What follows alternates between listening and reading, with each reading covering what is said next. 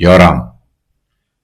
யூதாவின் ராஜாவாகிய யோசபாத்தின் 18ஆம் வருஷத்தில் ஆகாபின் குமாரனாகிய யோராம் சமாரியாவிலே இஸ்ரவேலின் மேல் ராஜாவாகி 12 வருஷம் ராஜ்யபாரம் பண்ணி கர்த்தரின் பார்வைக்கு பொல்லாப்பானதை செய்தான்.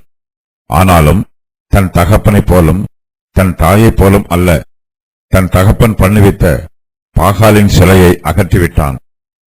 என்றாலும் இஸ்ரவேலை பாவம் செய்ய பண்ணின நேபாத்தின் குமாரனாகிய யெரொபெயாமின் பாவங்களை அவன் விட்டு நீங்காமல் அவைகளிலே சிக்கிக் கொண்டிருந்தான். மோவாபின் ராஜாவாகிய மேசா ஆடு மாடுகள் பெருத்தவனாயிருந்து இஸ்ரவேலின் ராஜாவுக்கு 1,00,000 ஆட்டுக்குட்டிகளையும் 1,00,000 குறும்பாட்டுக் கடாக்களையும் செலுத்தி வந்தான். ஆகாப் இறந்து போனபின் மோவாபின் ராஜா இஸ்ரவேலின் ராஜாவுக்கு விரோதமாய் கலகம் பண்ணினான். யோராம் ஆகாபின் குமாரன். இவன் அகசியாவின் சகோதரன். அகோசியாவுக்கு பின்பு யோராம் இஸ்ரவேலின் சிங்காசனத்தில் வீற்றிருந்து ராஜ்யபாரம் பண்ணுகிறான். இவன் ஒரு துன்மார்க்கன். ஆனாலும் இந்த வசன பகுதியில் யோராமை பற்றி 2 முக்கியமான காரியங்கள் எழுதப்பட்டிருக்கிறது. அவையாவன: யோராம் தன் தகப்பன் பண்ணுவித்த பாகாலின் சிலையை அகற்றி விடுகிறான். ஆகாப் இறந்து போன பின் மோவாபின் ராஜா இஸ்ரவேலுக்கு பகுதி செலுத்துவதை நிறுத்திவிட்டான். யோராம் மோவாபின் ராஜா மீது யுத்தம் பண்ணி தன்னுடைய சகோதரன் அகசியா இழந்து போன உரிமையை திரும்ப பெற்றுக் கொள்கிறான். யூதாவின் ராஜாவாகிய யோசபாத்தின் 18ஆம் வருஷத்தில் ஆகாபின் குமாரனாகிய யோராம் சமாரியாவிலே இஸ்ரவேலின் மேல் ராஜாவாகி 12 வருஷம் ராஜ்யபாரம் பண்ணுகிறான். யோராம் கர்த்தரின் பார்வைக்கு பொல்லாப்பானதை செய்கிறான். இவனுடைய தகப்பனாகிய ஆகாபும் தாயாகிய ஏசபேலும் இவனை விட அதிகமான பொல்லாப்புகளை செய்தார்கள். ஆனாலும் யோராம் தன் தகப்பனைப் போலும் தன் தாயைப் போலும் அல்ல, தன் தகப்பன் பண்ணுவித்த பாகாலின் சிலையை அகற்றி விடுகிறான். யூதாவின் ராஜாவாகிய யோசபாத் இஸ்ரவேலின் ராஜாவாகிய ஆகாபின் வீட்டாரோடு சமாதான ஒப்பந்தம் செய்திருக்கிறான். இதனால் யோசபாத்தின் குடும்பம் பாழாய் போயிற்று. ஆனால் யோசபாத்தினுடைய சிநேகத்தின் மூலமாய் ஆகாபின் குடும்பத்தாருக்கு நன்மை உண்டாயிற்று. யோராம் பாகாலின் சிலையை இஸ்ரவேல் தேசத்திலிருந்து அகற்றி விடுகிறான். யோராமின் தகப்பனாகிய ஆகாப் இஸ்ரவேல் தேசத்திலே பாகாலின் சிலையை ஸ்தாபித்தான். இஸ்ரவேலின் தேவனாகிய கர்த்தரை மாத்திரமே ஆராதிக்க வேண்டும் என்று யோராம் தீர்மானம் பண்ணுகிறான். யோராம் பாகாலின் தீர்க்கதரிசிகளிடத்தில் விசாரியாமல் கர்த்தருடைய தீர்க்கதரிசிகளிடத்தில் மாத்திரம் விசாரிக்கிறான். இவை யோராமின் நல்ல சுபாவங்களாகும். யோராமிடத்தில் நல்ல சுபாவங்கள் இருந்தாலும் அவனிடத்தில் சில தீய சுபாவங்களும் காணப்படுகிறது. யோராம் இஸ்ரவேலை பாவம் செய்ய பண்ணின நேபாத்தின் குமாரனாகிய யெரொபெயாமின் பாவங்களை விட்டு நீங்காமல் அவைகளிலே சிக்கிக் கொண்டிருக்கிறான். யோராம் இஸ்ரவேல் தேசத்தில் இருந்து பாகாலின் சிலையை அகற்றி போட்டாலும் பாகாலை ஆராதிக்கிற விக்கிரக ஆராதனையை இஸ்ரவேல் தேசத்திலிருந்து அகற்றவில்லை. இஸ்ரவேல் ஜனத்தார் பாகாலை இன்னும் ஆராதிக்கிறார்கள். யெகூவின் காலத்தில் இஸ்ரவேல் தேசத்திலே பாகாலின் ஆராதனை பிரபல்யமாய் இருக்கிறது. இப்போதும் பாகாலின் சகல தீர்க்கதரிசிகளையும் அவனுடைய சகல பணிவிடைக்காரரையும் அவனுடைய சகல ஆசாரியரையும் என்னிடத்தில் அழைப்பியுங்கள், ஒருவனும் குறையலாகாது. நான் பாகாலுக்கு பெரிய பலியிடப் போகிறேன், வராதவன் எவனோ அவன் உயிரோடு இருப்பதில்லை என்றான். பாகாலின் பணிவிடைக்காரரை அழிக்கும்படி யெகூ இதை தந்திரமாய் செய்தான். 2 ராஜாக்கள் 10:19. யோராம் தன்னுடைய குடும்பத்திலே ஆவிக்குரிய மறுமலர்ச்சியை ஏற்படுத்தினான்.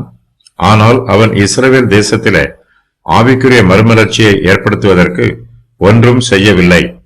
யோராம் இஸ்ரவேலின் ராஜாவாய் இருப்பதினால் அவன் தன்னுடைய ராஜ்யபார அதிகாரத்தை பயன்படுத்தி இஸ்ரவேல் தேசத்தில் இருந்து விக்கிரக ஆராதனையை அகற்றி போட்டிருக்க வேண்டும்.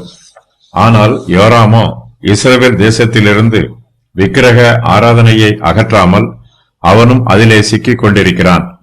யெரொபெயாம் இஸ்ரவேல் தேசத்திலே 2 கன்றுக்குட்டிகளை நிறுவினான். ஒன்றை தானிலும் மற்றொன்றை பெத்தேலிலும் நிறுவினான். இஸ்ரவேல் ஜனங்கள் எல்லோரும் இந்த கன்றுக்குட்டிகளை ஆராதிக்கிறார்கள். இந்த விக்கிரக ஆராதனை நேபாத்தின் குமாரனாகிய யெரொபெயாமின் பாவங்கள் என்று அழைக்கப்படுகிறது. இஸ்ரவேலின் ராஜாவாகிய யோராம் ஆகாபின் சிலையை அகற்றிவிட்டாலும் அவன் கன்றுக்குட்டிகளை ஆராதிக்கிறான். கன்றுக்குட்டிகளை ஆராதிப்பதில் இருந்து அவனால் விடுதலை பெற முடியவில்லை.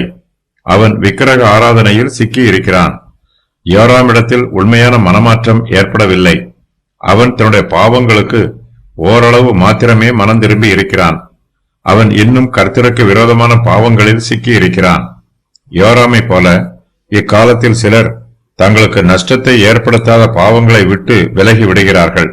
அதே வேளையில் அவர்கள் தங்களுக்கு லாபத்தையும் சந்தோஷத்தையும் கொடுக்கும் பாவங்களை பற்றிக் கொள்கிறார்கள்.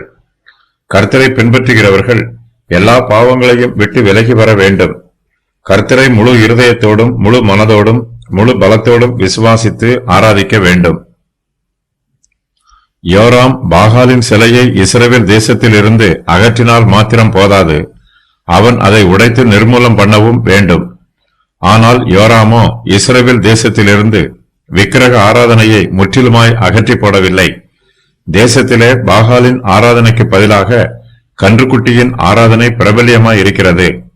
மோவாபின் ராஜாவாகிய மேசா ஆடு மாடுகள் பெருத்தவனாய் இருந்து இஸ்ரவேலின் ராஜாவுக்கு 1,00,000 ஆட்டுக்குட்டிகளையும் 1,00,000 குறும்பாட்டு கடாக்களையும் செலுத்தி வந்தான்.